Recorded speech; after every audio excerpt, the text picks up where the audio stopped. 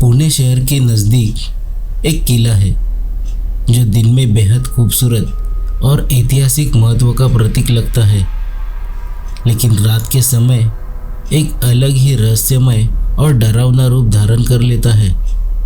इस किले की दीवारों में अतीत की भयावह घटनाएं दबी हुई है। नारायण राव की निर्दयनीय हत्या और उसके बाद की अजीब घटनाओं ने इस किले को भूतिया बना दिया था। कहा जाता है कि नारायण राव की आत्मा आज भी इस किले में भटकती है और उसकी चीखें रात के सन्नाटे में गूंजती है। रात का समय था। विक्रांत और राधिका नाम के दो दोस्त पुणे में घूमने आए थे। दोनों ने उस किले के बारे में बहुत सारी कहानियां सुनी थी, लेकिन उनका मानना था कि ये सब सिर्फ अफवाहें होती हैं। वे किले के मुख्य प्रवेश द्वार से अंदर दाखिल हुए। क्या डरने वाली बात है? बस थोड़ी सी थ्रिल चाहिए। विक्रांत ने हंसते हुए बोला। मैं नहीं जानती विक्रांत, ये जगह कुछ अजीब सी लग रही है। राधिका ने कहा, लेकिन वह भी विक्रांत के साथ अंदर चली गई। शाम का समय था और सूर्यास्त हो चुका था। किले के अंदर एक अजीब सी खामोशी छाई हुई थी। चारों ओर सन्नाटा था, जैसे कि हवा भी यह रुक गई हो। दोनों आगे बढ़ने लगे।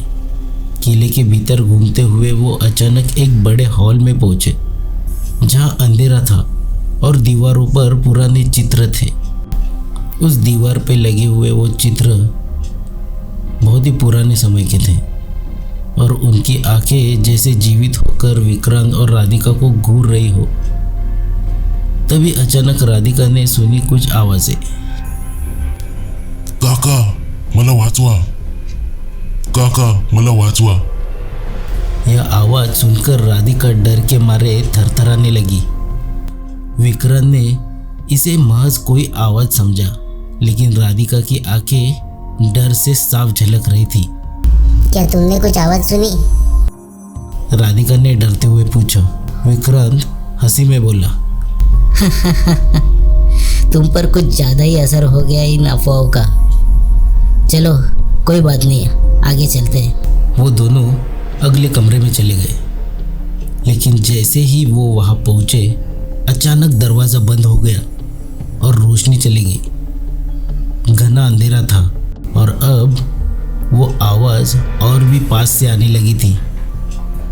काका काका मला वाचवा, काका काका मला वाचवा। राधिका बुरी तरह से डर गई और विक्रांत को भी अब समझ में आ गया था कि कुछ गलत है इस जगह में। उन्हें वह बच्ची की आवाज़ें सुनाई दे रही थी, जो दर्द और सहमे हुए स्वर में किसी मदद की गुहार कर रही थी। अचानक एक ठंडी हवा चली और दोनों के आंखों के सामने एक धुंधला रूप दिखाई दिया, जो बहुत ही धीरे धीरे उनकी ओर बढ़ रहा था। यह रूप नारायण राव का था। यह रूप नारायण राव की तरह दिख रहा था और उसकी आंखें आग की तरह जल रही थी। वह धीरे धीरे बोल पड़ा, तुम यहाँ क्या कर रहे हो? चले जाओ यहाँ से, चले जाओ। राधिका और विक्रांत दोनों बुरी तरह कांपने लगे। वे जान गए थे कि यह एक भूतिया घटना है। विक्रांत ने बड़ी मुश्किल से कहा, हम सिर्फ घूमने आए थे, हम चले जाएंगे। प्लीज प्लीज हमें कुछ मत करो। तभी वह परछाई एक जोरदार चीख के साथ गायब हो गई और सामने एक धुंधली छाया बन गई। विक्रांत और राधिका किसी भी हालत में बाहर भागने के लिए तैयार हो गए। जैसे ही वे दौड़े, दरवाजे अपने आप खुल गए और वो बाहर निकल गए। जब वो बाहर पहुंचे तो किले के कर्मचारी ने उन्हें घबराए हुए देखा। उसने कहा, आप लोग बहुत भाग्यशाली थे जो आप बाहर निकल गए। यह जगह एक पूर्णिमा की रात एक डरावनी हकीकत में बदल जाती है।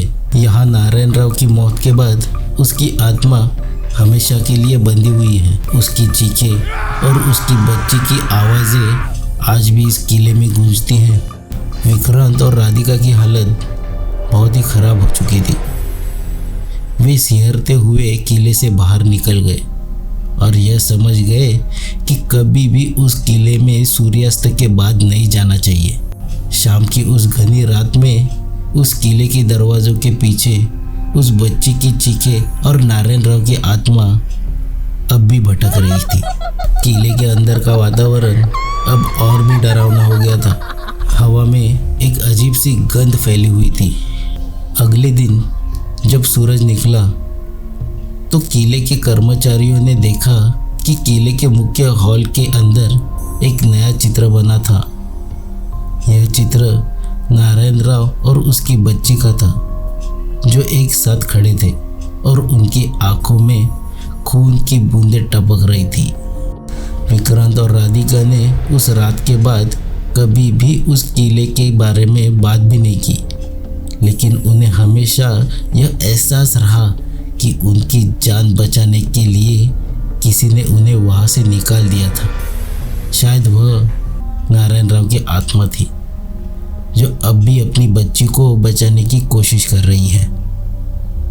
और इस तरह वह किला आज भी अपने भूतिया राजों को संजोए हुए है, जहाँ हर पूर्णिमा की रात को नारायण राव की आत्मा और उसकी बच्ची की चीखें गूंजती हैं और किले की दीवारें उनकी दर्द भरी कहानियों को बयां करती हैं। धन्यवाद मित्रों, ये कहानी सुनने के लिए आपका शुक्रिया। ऐसे ही कहानियाँ सुनने के लिए पीके स्टोरी टेलर हमारे YouTube चैनल को सब्सक्राइब करें, इस वीडियो को लाइक करें और इस कहानी के बारे में कुछ कमेंट करें। धन्यवाद।